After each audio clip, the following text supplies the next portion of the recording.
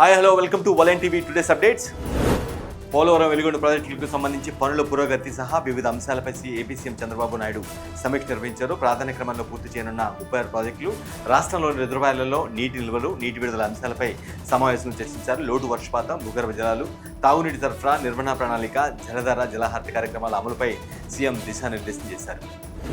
Telangana CM Revanth Reddy అధ్యక్షతన జరిగిన మంత్రివర్గ సమావేశం ముగిసింది. రాష్ట్ర సచివాలయంలో 3 గంటల పాటు జరిగిన ఈ భేటీలో పలు కీలక నిర్ణయాలు తీసుకున్నారు. గత ఏడాది కంటే ఘనంగా తెలంగాణ గ్లోబల్ సమ్మిట్ 2.0 నిర్వహించాలని మంత్రివర్గ సమావేశం నిర్ణయించారు.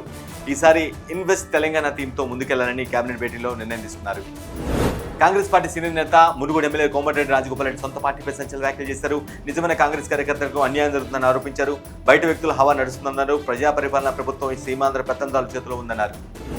కాంగ్రెస్ పార్టీలో రాజగోపాల్ రెడ్డి వ్యాఖ్యలు తీవ్ర దుమారం రేపుతున్నాయి. వీటిపై టీపీసీసీ చీఫ్ మహేష్ కుమార్ గౌడ్ స్పందించారు. సీఎం సహా ఎవరికైనా పార్టీలో ఒకటే గౌరవం ఉంటుందని అన్నారు. మునుగోడు ఎమ్మెల్యే రాజగోపాల్ రెడ్డి కూడా అదే గౌరవం ఇస్తున్నామని చెప్పారు. శ్రీకాకుళం జిల్లా వైసీపీ నేత మాజీ మంత్రి సీదిల అప్పలరాజుకు బెయిల్ వచ్చింది. సోంపేట కోర్టు కండిషన్లతో ఉన్న బెయిల్ను మంజూరు చేసింది. కాశీబొగ్గ హిట్ అండ్ రన్ కేసులో సీదిల అప్పలరాజుకు బెయిల్ లభించింది.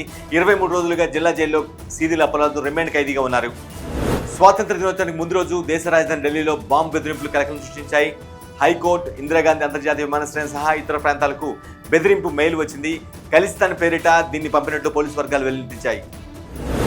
దేశ విభజన ఎన్నో జీవితాలను చిన్నాభిన్నం చేసిందని ప్రధాని మోదీ అన్నారు. ఆ విభజన కారణంగా నష్టపోయిన బాధితుల ధైర్యాన్ని ప్రధాని కొనియాడారు.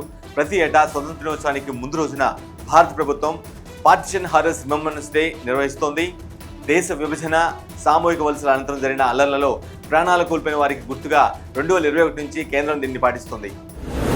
అత్యవసరంగా వెళ్లాల్సిన సమయంలో ఇండిగో విమానం రద్దవడంతో ఓ మహిళ ఆగ్రహంతో రగిలిపోయింది. నానా రద్దు చేసింది. లగేజ్ బెల్ట్ పైకి ఎక్కి సిబ్బందితో వాగ్వాదం దిగింది.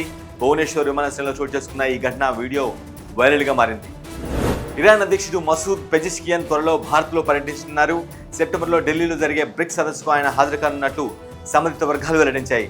పశ్చిమాసియాలో ఉద్రిక్తలు నెలకొన్న వేళ భారత్ అధ్యక్షతన జరిగే అంతర్జాతీయ సదస్సులో ఆయన పాల్గొనడం ప్రాధాన్యత సంతరించుకుంది. సింధు జలాల ఒప్పందం విషయంలో పాకిస్తాన్ ప్రధాని షహబాజ్ షరీఫ్ మరోసారి భారత్పై అక్కసు వెలగక్కారు. సింధు జలాల్లో తమకు దక్కాల్సిన ప్రతి నీటి బొట్టును రెడ్ లైన్ గానే పరిగణిస్తామని ప్రాణాపనలు చేశారు. తమ నీటి హక్కులను కాలరాసేలా భారత్ ఎలాంటి చర్యలు పాల్పడినా గట్టిగా బదులిస్తామని స్పష్టం చేశాడు. దేశీయ స్టాక్ మార్కెట్ సూచీలు నష్టాలతో ముగిశాయి.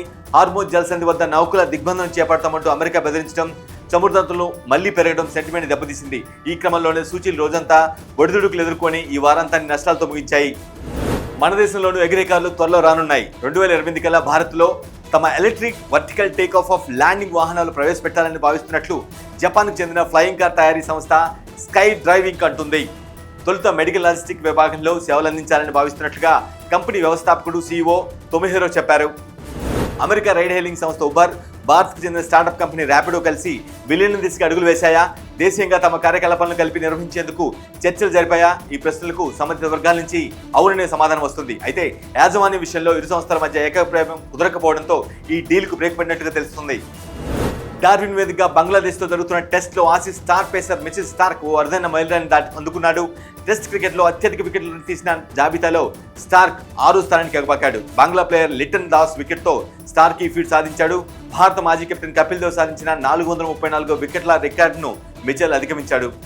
మ్యాన్లీ హీరో సూర్య, దర్శకుడు వెంకీ అట్లూరి కాంబోలో తెరకెక్కిన విశ్వనాథ్ అండ్ సన్స్ ప్రపంచవ్యాప్తంగా రిలీజ్ అయింది. తొలి షో నుంచి పాజిటివ్ రావడంతో చిత్రబృందం సంతోషం వ్యక్తం చేస్తుంది.